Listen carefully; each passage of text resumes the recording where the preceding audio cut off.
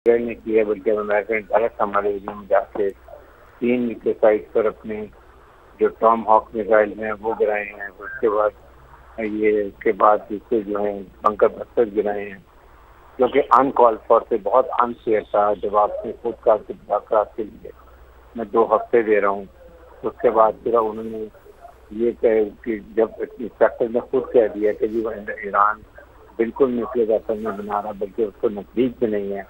American intelligence report ने कहा कि 20 सालों साल वजूद है कि सिर्फ इसराइल ने जो मुसीबत डाली हुई थी, इसराइल ने तो मजबूत किया कि आप करें। अब वो चाहता था किसी तरीके से इसराइल को अमेरिका को इस लड़ाई में शौक दिया। और ये फरमाइएगा कि एक अमेरिका के इस तरह से आगे आने के बाद में अब ईरान के पास भी तो कोई बहुत ज्यादा ऑप्शंस नहीं थे अलावा इसके कि वो कुछ ना कुछ करते। आप इसको ऐसे ही देखते हैं? देखिए, मेरा तो अभी भी दिल था कि इसराइल को ईरान को दबा के इसराइल के ऊपर मारता। इसराइल छोटा मुल्क है और इनकी कैजुअल्टी ज्यादा होती, इनका इंफ्रास्ट्रक्चर तबाह करता, मिलिट्री इंस्टॉलेशन तबाह करता, एयर बेसिस तबाह करता, एयर फील्ड तबाह करता, हवाई अड्डे तबाह करता, वो ज्यादा इफेक्ट होता। क्योंकि ये इसराइल की तरफ रहते हो तो अमेरिका को 100 दफा सोचना पड़ता आने के लिए। लेकिन अगर आप अमेरिका की बेसिस जाएंगे, उनकी जगहों पर जाके अटैक करेंगे, तो आपको पता है कि फिर ईरान के आप इसराइल जान के अमेरिका को और इंस्टिगेट करेगा। देखेंगे आपके अड्डे पर अटैक कर दिए, अब आप इसका बदला लें। There lot of sources. Iran alone can't fight with America और इसराइल कंबाइन एफर्ट के साथ। ये सोचने की बात है। कम से कम अपनी आवाम के लिए, अपनी टेरिटरी बाउंड्री के लिए, अपने मुल्क की जो है ऑयल फील्ड गैस के लिए, अपने मिसाइल की प्रैक्टिस के लिए, मिसाइल से बचाने के लिए Iran should have thought of it के हम इराक अमेरिका के साथ अभी ना उलझें, बल्कि सिर्फ इसराइल को फॉरवर्ड करें। वो बहुत बेहतर था मेरे हिसाब से। लेकिन अब उनकी मर्जी, उनकी हुकूमत की मर्जी लेकर बताते हैं। और हर साहब, जैसा कि हम ये देख रहे हैं कि कतर में और इराक में जो अमरीकी अड्डे हैं उनको निशाना बनाया गया है ईरान की जानिब से, तो फिर ये जंग अब मजीद फैलेगी और ये रुकने वाली तो नहीं है बिल्कुल भी। देखें, यही बात है ना, मिडल ईस्ट सारा जो है खुल्लम खुल्ला ईरान को सपोर्ट कर रहा था। उन्होंने भी इस्लामिक कॉन्फ्रेंस में खुल के सपोर्ट की है। इससे पहले भी 21 इस्लामिक की बात थी, उसको भी कतर ने बहुत खुल के सपोर्ट की। अब जाहिर है कि इससे वो भी इंटरगनाइज होंगे, वो भी आपके थोड़े खिलाफ होंगे, उनका अपना भी नुकसान होगा। तो मेरे ख्याल में इस पर से मैं ये कह रहा हूँ कि इनको चाहिए था कि मिडिल ईस्ट कंट्रीज को अपनी साइड पर रखते और जो शैतान मुल्क है, जो ईवल है, वो है इसराइल और नेतन्याहू, इनको टारगेट करते, इन्हीं को सब नुकसान पहुंचाते। अगर आप 50 मिसाइल मारते हैं और 15 भी गिरते हैं, इसराइल का बहुत बड़ा नुकसान होगा। इसराइल अगर 50 भी मारता है ईरान के अंदर, वो नुकसान नहीं कर सका। ईरान बहुत बड़ा रस्ते के हिसाब से, उसको इतना नुकसान नहीं होगा। तो मेरे ख्याल में हम श्योर कि उन्होंने कोई ना कोई सोच समझ की बात की होगी, बट अभी भी उनको सोचना चाहिए इसके बाद देश और इसराइल के ऊपर। और अब हारिस साहब, ऐसा लग रहा है कि अब अमेरिका दोबारा इसका बहुत भरपूर जवाब दे सकता है।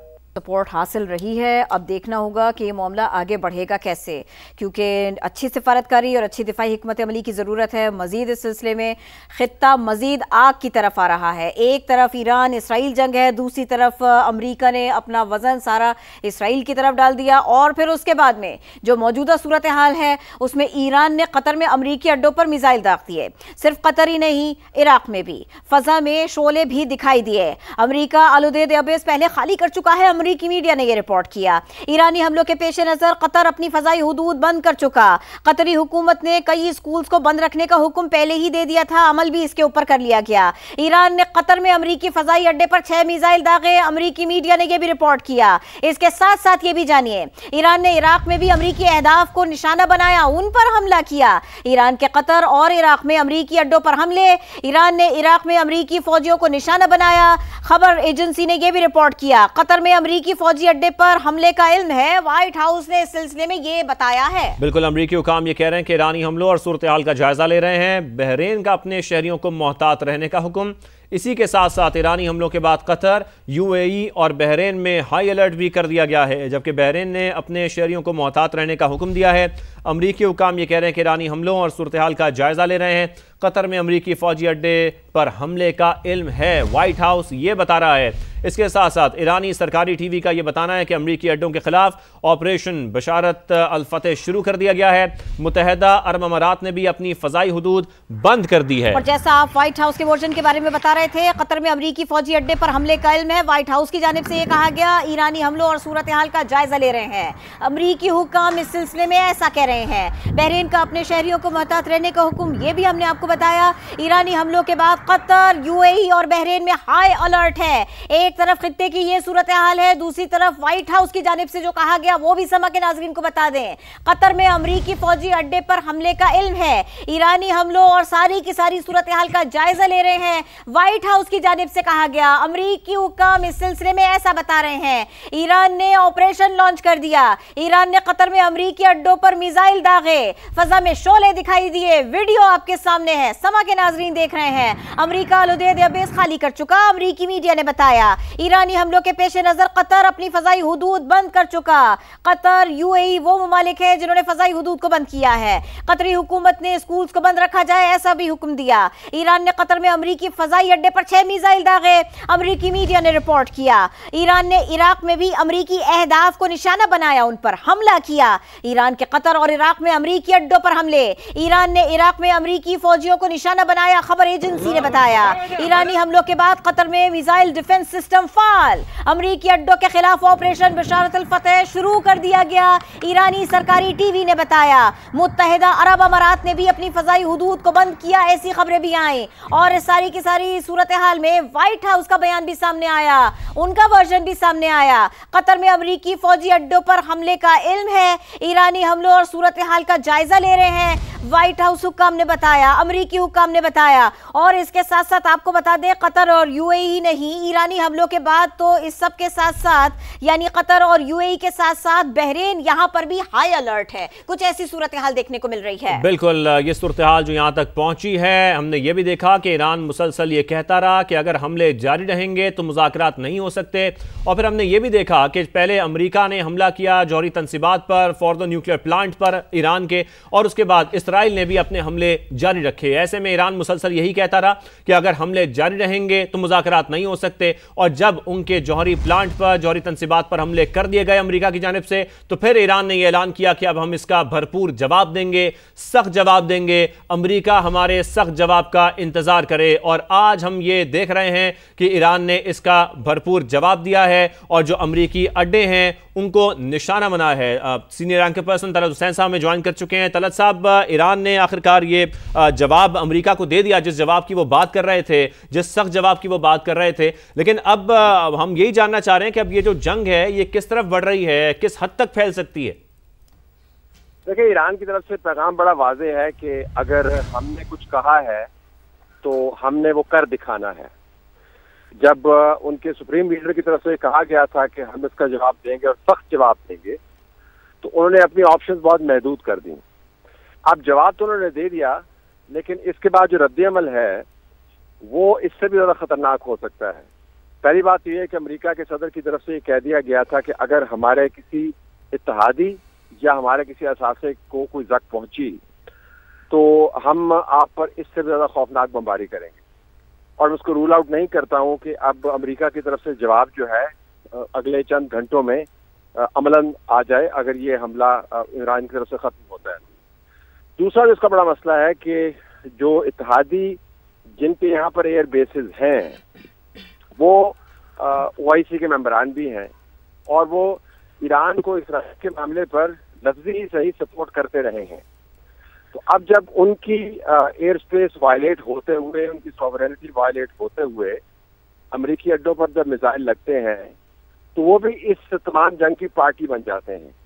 ईरान का ख्याल ये होगा कि क्योंकि वो पार्टी बन गए हैं, लिहाजा वो अमेरिका के ऊपर असर और रसूख जमाएंगे और कहेंगे कि आप बराए मेहरबानी इस जंग को रोकिए क्योंकि हम इसमें झोंके जा रहे हैं। अमेरिका की कैलकुलेशन ये होगी कि चूंकि इत्तेहादी उसके साथ है, वो उसके अंदर झोंके जा रहे हैं, तो वो अब अमेरिका के साथ मिलकर ईरान को आइसोलेट करेंगे। तो सफारती महाज के ऊपर भी और जंगी महाज के ऊपर भी आपको अब ये महाज फैलते हुए नजर आ रहे हैं और ये बहुत खतरनाक इसके नतीजे निकल सकते हैं। ठीक है। और तलत साहब, जब हम ये बात कर रहे हैं कि सिफारती कोशिशें, लेकिन अब तो कोई सिफारती कोशिशें आपको लगता है कि नतीजा खेज हो सकती हैं, या अब सिर्फ हमें इस किस्म के हमले और फिर उसके जवाब यही इस पूरे खित्ते में नजर आएंगे? जी, मैंने सफारती कोशिशों का जिक्र नहीं किया, मैंने सफारती महाज का जिक्र किया। सफारती महाज के ऊपर जो अलायंसेज है वो आपको टूटती फूटती ही नजर आएंगी। अभी आपको एक तरफ इसराइल और अमेरिका नजर आ रहे थे और उनके साथ यूरोप के चंद ममालिक खड़े थे, जिसके अंदर बरतानिया है, फ्रांस है, जर्मनी है, और दूसरी तरफ वो तमाम दुनिया के ममालिक है, जिसके अंदर मुस्लिम ममालिक भी मौजूद है, चीन भी मौजूद है, रूस भी मौजूद है। अब चूंकि ईरान ने मिसाइल दागे हैं, ये अरब वर्ल्ड की तरफ मिसाइल गए हैं, आपको उस खित्ते का मिजाज समझना होगा कि ईरान ये कह सकता है कि भाई जिस दुश्मन ने हम पर हमला किया और बदतरीन हमला किया, वो दुश्मन आपने घर में छुपाया हुआ है। तो अगर आपने घर में बिठाया हुआ है या छुपाया हुआ है तो फिर हम आप पर हमला नहीं कर रहे, हम उस दुश्मन की बेस पर हमला कर रहे हैं।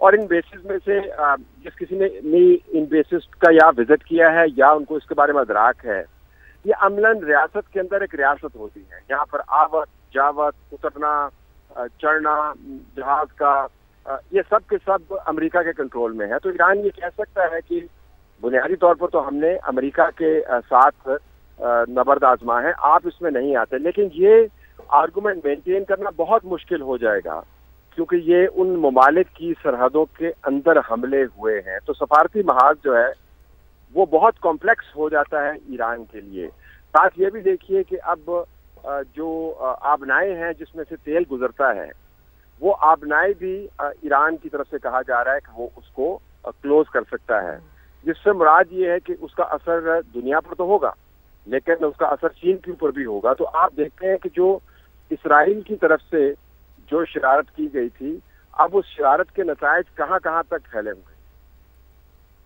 और ये भी फरमाइएगा, डोनाल्ड ट्रंप को खुद भी तनकीद का सामना है कि उन्होंने अपना सारा वजन इसराइल के पलड़े में डाल दिया, खुद को ईरान के और इसराइल के दरमियान कुछ इस तरह से ला खड़ा किया। कुछ इसका इम्पैक्ट थोड़ा बहुत कुछ आपको दिखाई देता है कि कहीं आग बुझने की कुछ सूरत पैदा हो? देखिए जी, फिलहाल तो आग भड़क रही है। डोनाल्ड ट्रंप के हवारियों की तरफ से कैलकुलेटेड रिस्क लिया गया था। जो मालूमात हमारे पास है उसके मुताबिक ये जंग जो इसराइल ने ईरान की तरफ धकेली, ये पिछले साल नवंबर दिसंबर के अंदर लागू, उसको प्लानिंग कर दी गई थी, लागू वो अब हुई है। इसके अंदर अमेरिका की अपनी इंटेंशन भी इन्वॉल्व थी। तो डोनाल्ड ट्रंप की तरफ से कैलकुलेटेड रिस्क लिया गया है कि अगर ये खित्ता बहुत बड़े किसी सानहे से दो चार होता है तो हमारे कोर इंटरेस्ट इसमें क्या महफूज होते हैं या नहीं। और इस वक्त उनके कोर इंटरेस्ट क्या हैं? उनके कोर इंटरेस्ट ये है कि इस जंग के नतीजे में इसराइल यहाँ का बेताज बादशाह बन जाए, और जो बड़ी बड़ी सल्तनतें हैं जो मुआशी तौर पर मजबूत अपने को करती हैं या रियासतें हैं, यूएई है, अगर आप उनके इन्वेस्टमेंट लेवल देखें, सऊदी अरब एक स्पेक्टेकुलर नई मॉडर्न रियासत के तौर पर इमर्ज कर रहा है, कतर है, बराबर में ओमान लगा हुआ है। ये रियासतें इस जंग के नताइज की सूरत में कमजोर हो, अरब दुनिया कमजोर होगी तो इसराइल का डंका बजेगा। और अगर अरब और अजम के दरमियान यानी ईरान के दरमियान मखासमत बढ़ जाती है तो फिर जो सेक्टेरियन वायलेंस है वो सारे खित्ते को अपनी जद में लेता है। अमेरिका समुंदर पार दूर बैठा हुआ है, इसराइल अपने आप को महफूज समझता है।